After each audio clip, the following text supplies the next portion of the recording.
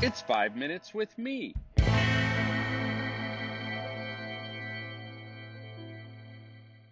Let me tell you about Cindy. She was a youth worker and a participant in one of the Youth Cartel's coaching cohorts that I led.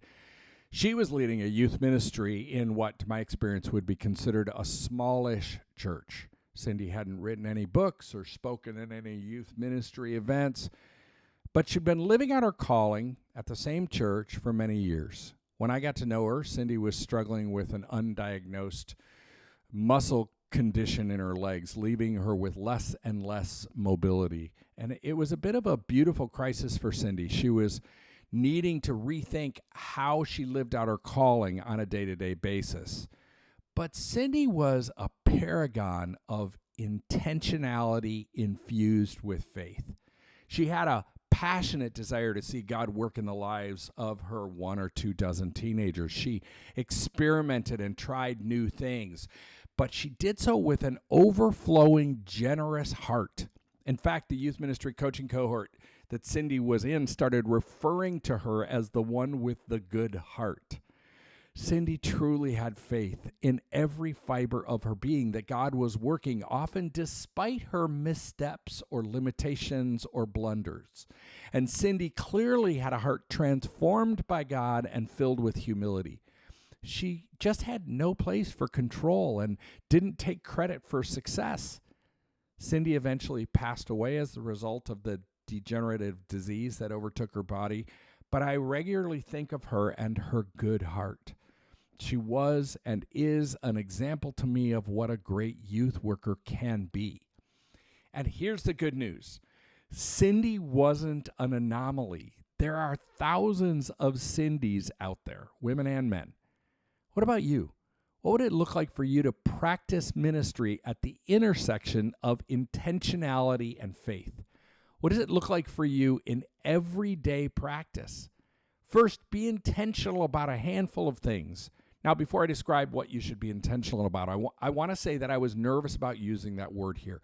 As soon as some youth workers hear the word intentional, they start to gird up for another round of pushing, running fast, trying really hard.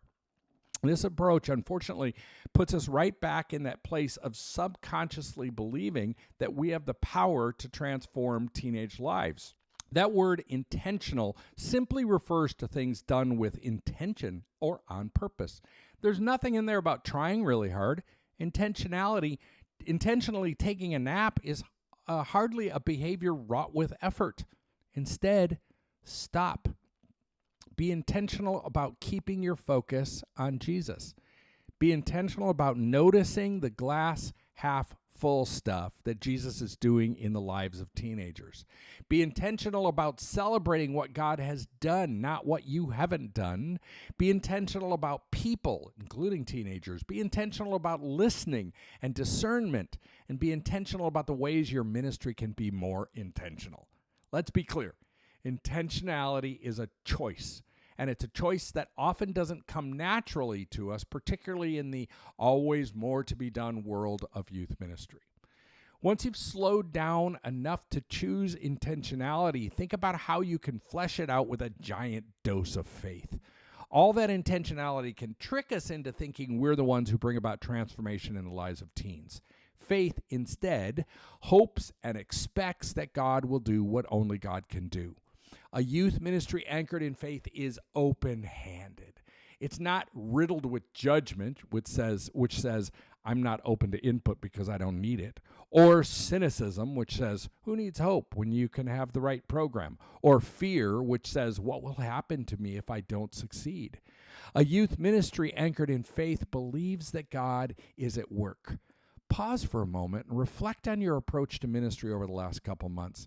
Have you just been going through the motions or panicking, or have you been intentional? And then, are you resting on faith that God is actively pursuing every teenager you've ever met, and we're simply invited to join in on God's activity? The Youth Cartel Podcast Network.